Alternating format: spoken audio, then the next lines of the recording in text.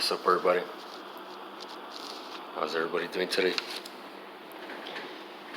I hope everybody's having a good one. Um, Today I wanted to make a video on meditation. Um, and how it could help you, or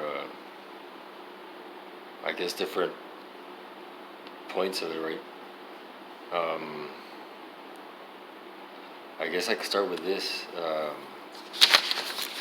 Like, you always kind of look at things that have withstood the test of time. Um, and it's kind of been part of us, or human consciousness, for over 6,000 years, right? So it's been here since that long. It's you could say it's pretty powerful or beneficial. I want to start with like the benefits of meditation. Like they say, prayer is when you talk to God, and meditation is when you listen. Like health benefits, the blood pressure decreases, not only during meditation but also over time in individuals who meditate regularly. This reduces strain on heart and arteries, helping them prevent heart disease. It calms the nervous system, focuses your energy, optimizes circulatory system. It boosts your immune system. Emotionally, it helps us understand. It helps you understand your pain, gaining a new perspective on stressful situations. It helps building skills to manage your stress. It lowers stress. It helps being in the present moment, like connect better with family, friends. Like they say, how many times haven't you been having a conversation and you didn't? You're like, what the fuck did you just say? Like, you know what I mean? Like, you weren't even there listening. Well, it helps with that, right? It helps, and listening is a really good, powerful ally too in this life. Being a good listener, it's an art, listening. It reduces brain chatter, reduces negative emotions. It gives relaxation, peace of mind, awareness, intelligence, clarity, and confidence, or raises self-esteem, right? It rewires the brain chemistry. It joins the hemispheres by increasing imagination and creativity. It increases patience and tolerance.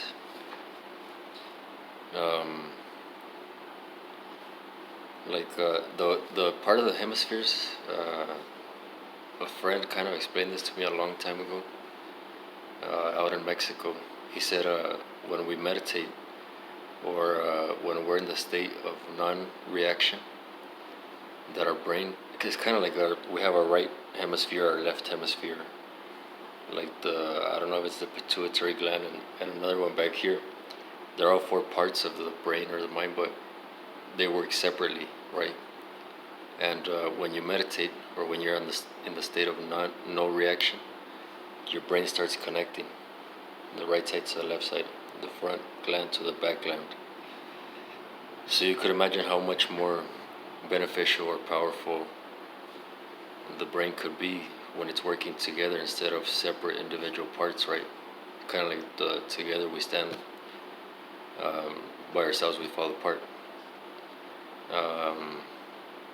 Or also, like how they say we only use a small percent of our brain.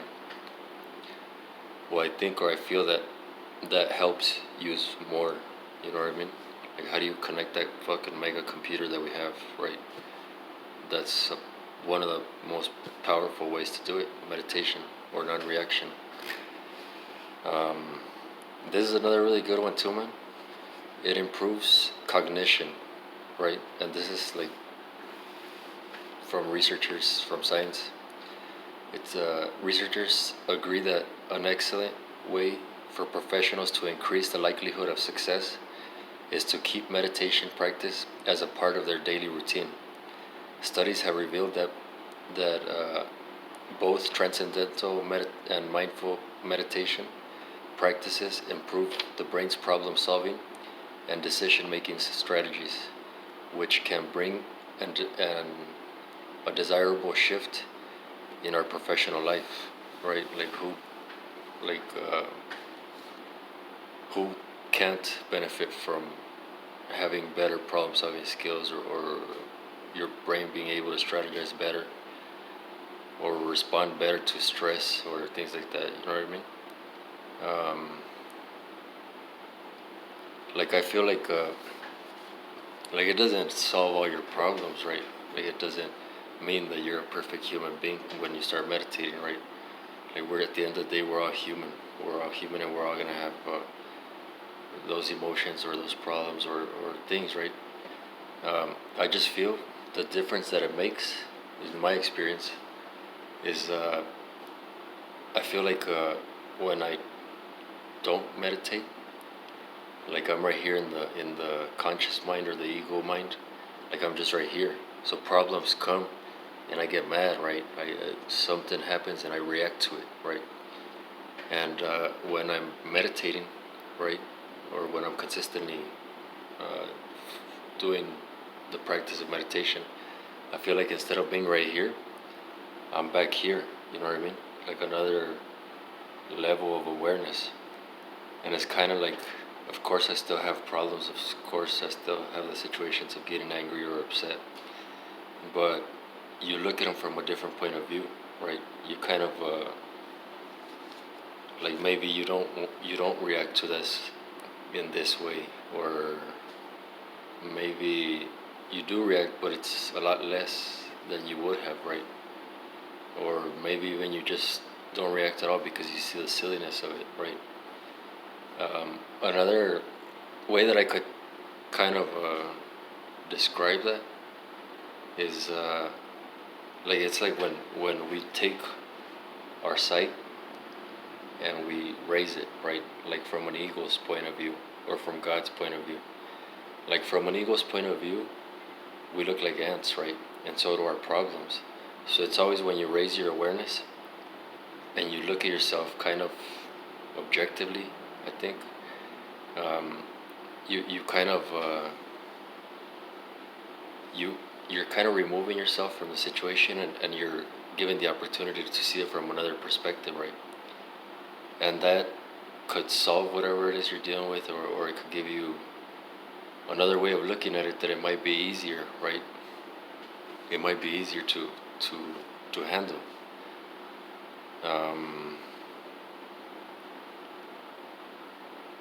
Like it's as simple as this. When you're relaxed, when you're at peace, when you're at ease, serene,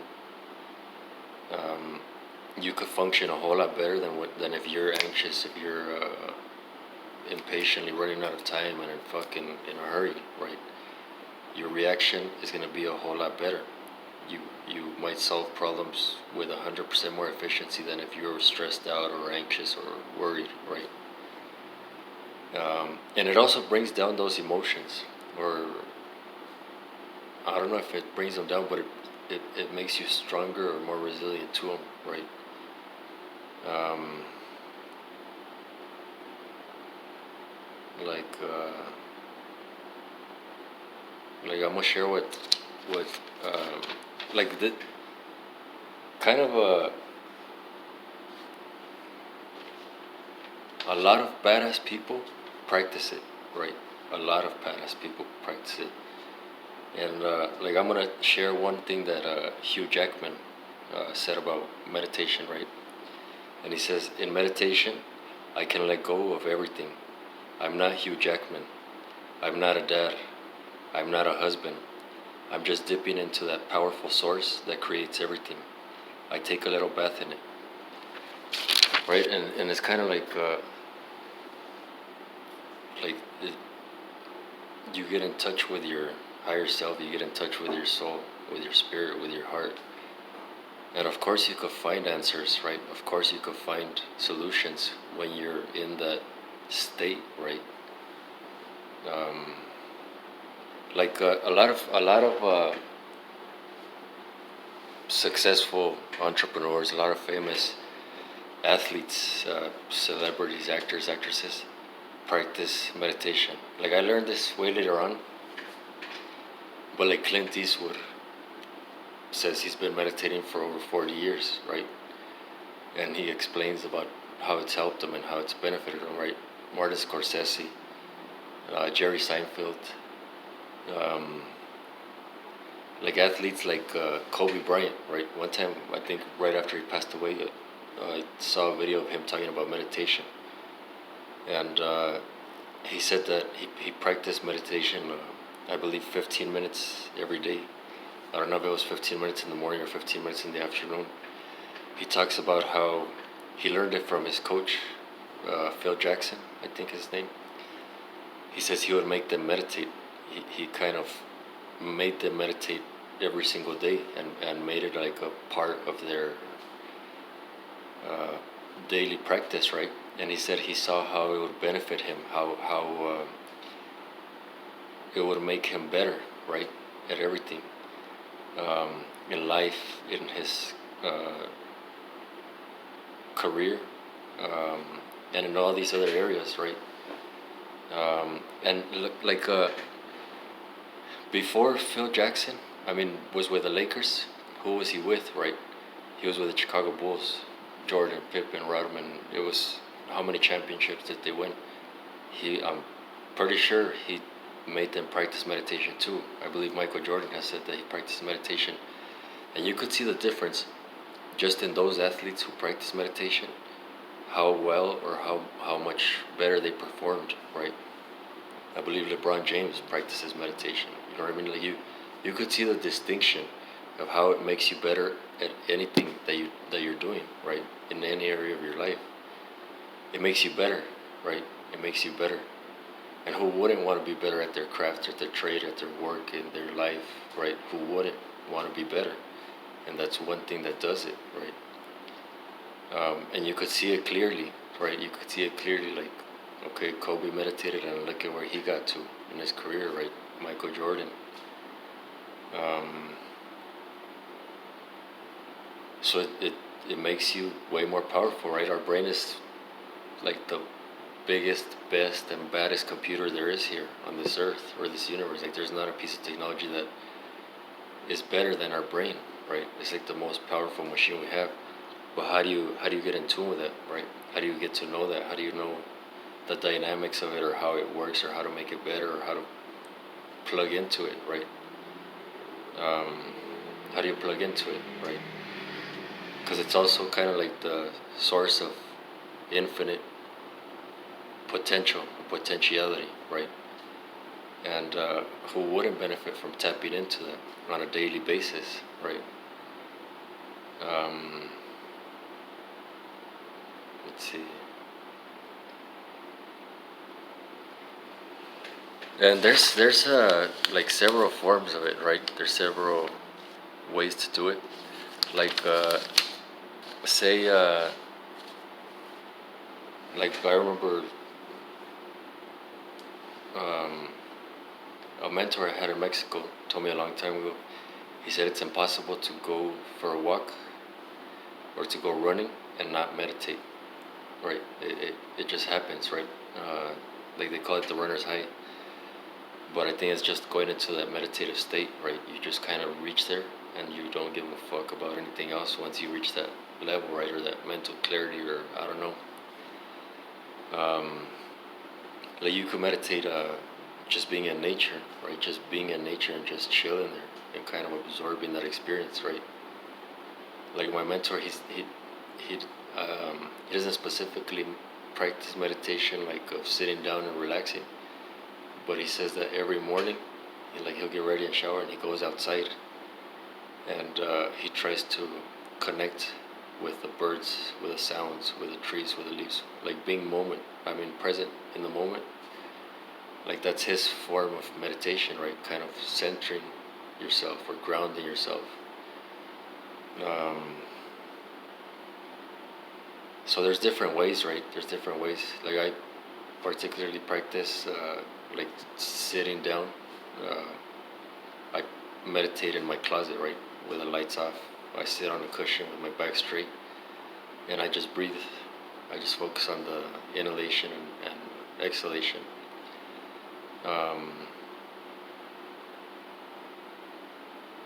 so yeah, there's many benefits to it, right?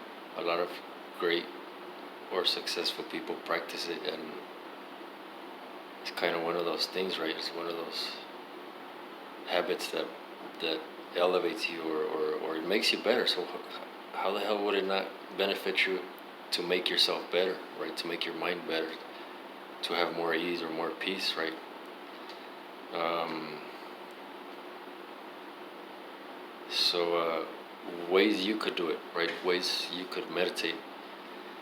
Um, you could start with 5 minutes, right? You could start with 5 minutes in the morning or 5 minutes at night or both, right? 5 minutes. Um, it's best to kind of pick a place where you're going to do it at the same time and the same place every day, kind of to create the habit, right? It makes it easier. And you just sit there with your back straight and you focus on your breath, inhalation and exhalation, right? That's it. And I think this is something that a lot of people think, oh, like it's hard or I can't do that or it's impossible. Is I think because when we say that, we're trying to do something. We're trying to do something. And it's not a doing, right? Meditation is not a doing. It's more of an allowance, right? An allowance, it's something that you don't do. It's something that you let happen to you, right? Or for you. It's kind of like yin and yang, male, female. There's things that are masculine, right? That you do. Meditation is not something you do. It's feminine. It's something that you kind of yield into, right? Like I said, it's an allowance. Like meditation, it means to ponder, right? It means to ponder. Like I'm gonna give you an example of that.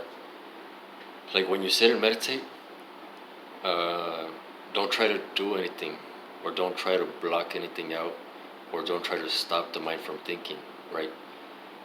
Because you're just kind of creating friction, right? Trying to stop something that's natural and normal, right? Like it's more of an acceptance and surrender. Like if you're meditating and there's children crying, the train is passing by, the phone is ringing, you don't get upset with it, right? You it's kind of like you accept it. Like, okay, this is part of my meditation. The children crying is a part of my meditation. The train passing by, it's a part. It's more of an acceptance and allowing it to come in instead of trying to block it out, right? Trying to block things out. So it's about an acceptance and a surrender. Like if you're sitting there and you're thinking a whole bunch of crazy things, be okay with that. Like just acknowledge I'm thinking a bunch of crazy things, smile and go back to your breathing, right? Like so it's not a doing, it's not a doing, it's not a forcing, it's an allowance, it's a surrender, it's an acceptance.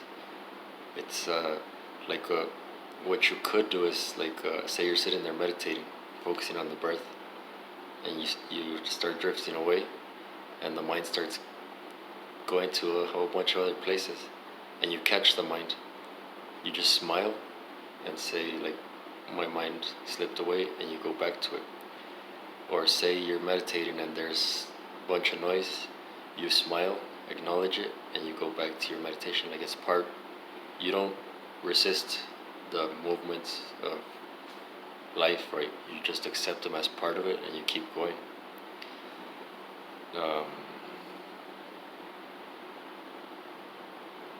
So it's more of a surrender and acceptance, right? And try to, like, don't be so hard on yourself that, oh, I can't do it. Allow yourself, right? because it's all for you, right? It's all for you, for your well-being, for your happiness, um, for your transformation, right? Um, like it's all for you. It's all for you. Um,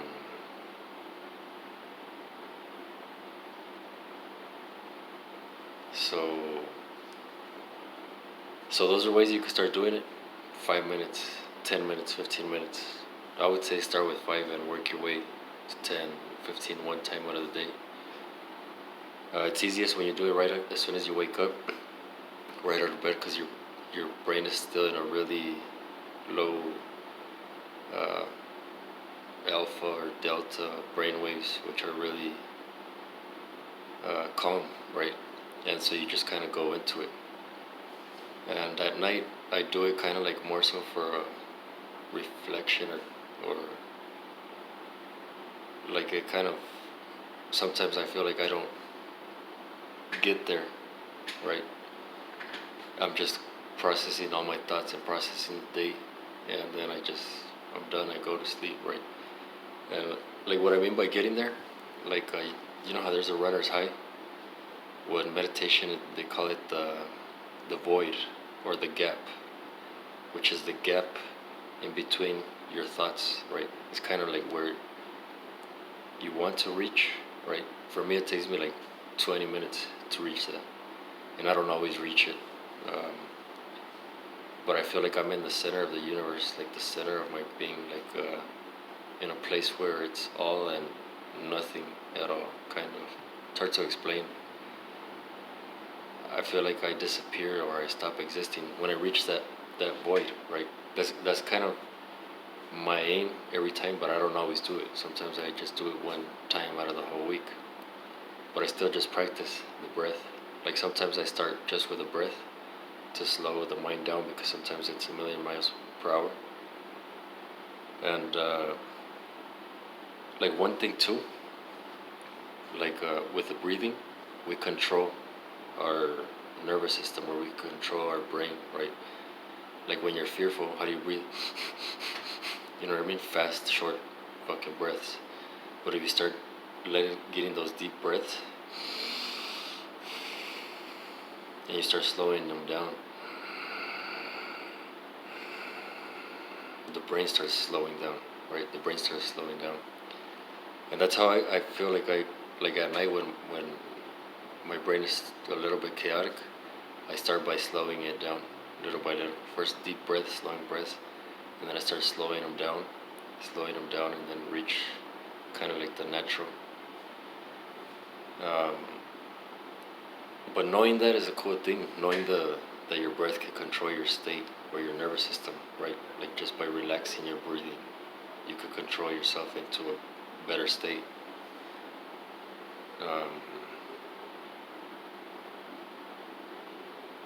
Let's see.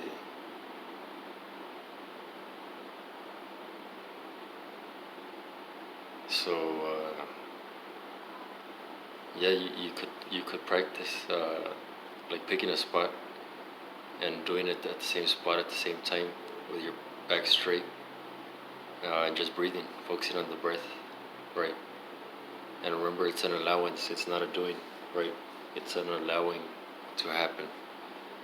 So don't be hard on yourself. Just kind of accept and embrace whatever is happening. If your mind's going crazy, accept it and embrace it.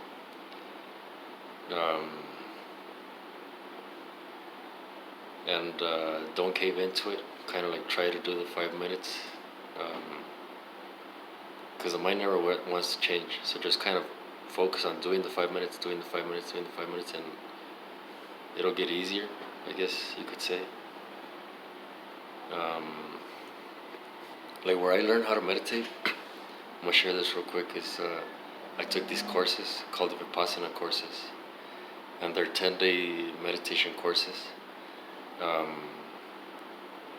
where you're in complete silence for those 10 days. That you can't read, or you can't have your phone, you can't write, and you can't talk to anybody.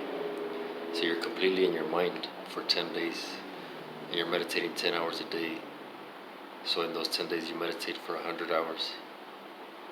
You're eating like vegetarian food, but you're completely in your mind, right? You're within yourself, so you could imagine how it could be a hard experience, right? Like you're with yourself, right? But it's powerful. I think it's one of the most powerful and beautiful or beneficial things I've ever done.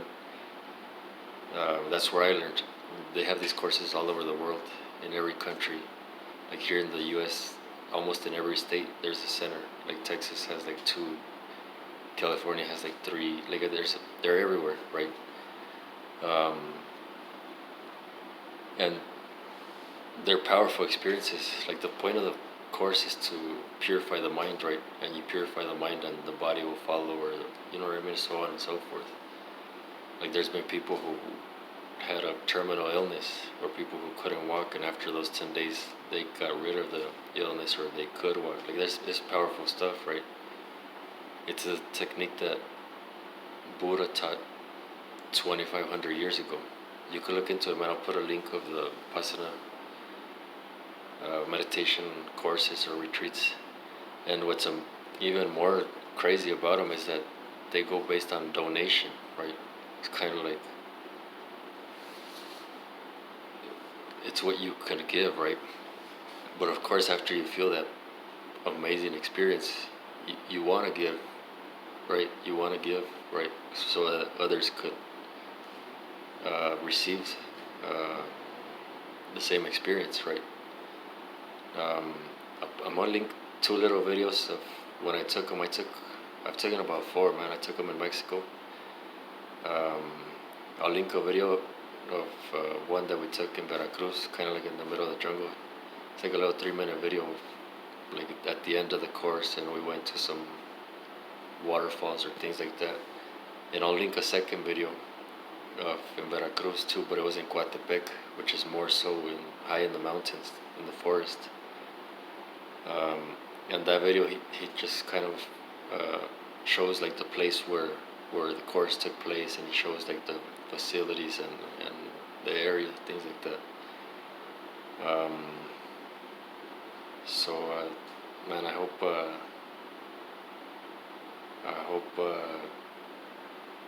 if you are interested in meditation, I hope you are able to start practicing it and experience the benefits to it, right? The benefits to it. Like I said, it doesn't make you a fucking badass, peace-loving person, right? It's like you're still a human being, but you're just able to deal with things better, right? You're able to deal with things better, and it makes your mind and your brain work better in all areas of your life.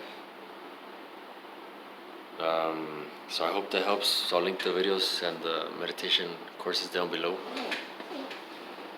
Don't forget to like, share, and subscribe, and I hope you have a good one.